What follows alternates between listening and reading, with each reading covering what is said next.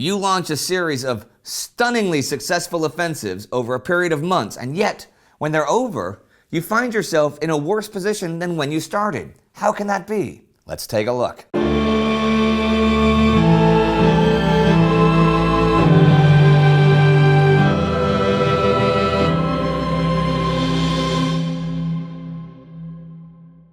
I'm Indy Neidell. Welcome to the Great War.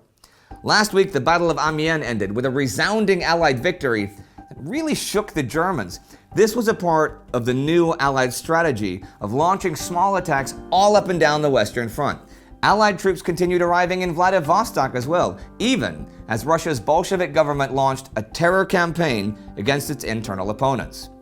In the Caucasus, Baku managed to defend itself from the Ottomans. But disorder within Baku was growing and growing, and Lionel Dunsterville, in command of the small British force there, was pessimistic. He had been under the impression that he was bringing limited technical help to train the locals to defend themselves. The locals thought the British were coming to fight for them. He had just 3 battalions from the Midlands. Baku itself could be pretty easily defended from the west, where there were steep but not very high cliffs, and the gap of Wolf's Gate. Heck, 1 battalion was probably enough for that. But northwest of the city, the cliffs disappear into flatlands, and that's also where some of the main oil fields and refineries were located, as well as where the railway entered the town. So defensive lines were going to have to be stretched up there, and that's like a 25-kilometer front. It would be tricky, if it were at all possible, to defend the city from that direction. Further south, some other British were trying to fool the Ottomans. On August 20th, the British Imperial Camel Corps, having ridden all the way across the desert from Al-Mudawara in under 2 weeks, was now some 25 kilometers southeast of Amman.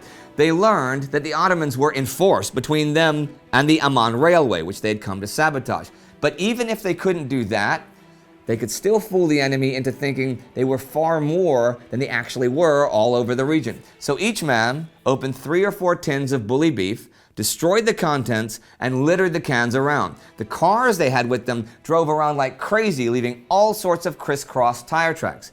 They even took animal droppings that they burned as fuel and scattered that around to suggest a whole lot more camels. Then they headed out. By this time, Edmund Allenby's overall plan of deception ahead of his planned September offensive seemed to be working, if he could convince the Ottoman 8th Army under German Liman von Sanders that he would be attacking to the east of the Ottoman lines across the River Jordan as he had before. Sanders was in for a nasty surprise. The Germans were being repeatedly surprised on the Western Front, though, unable to gauge where the next Allied attack would come from.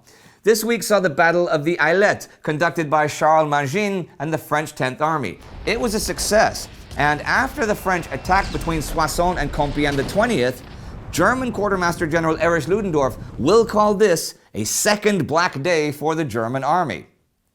The British Army launches the Battle of Albert, also called the Battle of Bapaume, the 21st. Here is Julian Byng and the 3rd Army using tanks to take the Albert-Arras Railway. Byng attacked with 13 infantry and 2 cavalry divisions, and 5 tank battalions numbering 156 tanks. Now, they attacked on a 20-kilometer front, which was pretty wide for that size force, but the Germans only had 10 divisions opposing them. The New Zealand Rifle Brigade spearheaded the attack the 21st, and by leapfrogging, as the British had at Amiens, by the end of the week, the front line was east of the Albert-Arras Railway, and they had taken 5,000 prisoners in just the first 2 days. On August 20th, with the French at the outskirts of Lassigny, Allied Supreme Commander Ferdinand Foch is now confident enough that he writes French Prime Minister Georges Clemenceau and says they can secure victory in 1919. The French captured Lassigny the 21st. That day, when the attack on the River Somme was resumed, British Commander Sir Douglas Haig said he thought they could win it by the end of the year. On the Somme front, though, the Germans still outnumbered the Allies 42 divisions to 32. But the Allies had momentum and morale. They began taking all of the scenes of the bloodiest fighting from 1916 as the week came to an end. But let's look at the overall German situation in the West, now with a month of hindsight since their last Western Front offensives. The Germans beginning in March, had put together the greatest string of tactical successes of the whole war, and yet they had not produced any great advantage, let alone strategic victory. In fact, it was the opposite. Germany in August 1918 was in a far weaker strategic position than it had been at the beginning of the year. It was now weaker in manpower and equipment than its opponents, and I mean both quantitatively and qualitatively, and morale was at a new low. And the reasons for the failure. In the German 1918 offensives, David Zabecki has quite a lot to say about that. On a strategic level, he thinks the offensives were doomed from the start in terms of achieving a military victory. They had only a slight numerical superiority, but their equipment was inferior and worn, and they had an inadequate supply system. They may, however, have been able to convince the Allies that Germany itself could not be defeated militarily, and entered into peace negotiations from a position of strength, but they did not do this. They could, Zabecki argues, with better operational design, have split the British from the French, and probably even driven the British off the continent. But then what? Britain was not going to abandon the fight as long as Germany held the Belgian coast.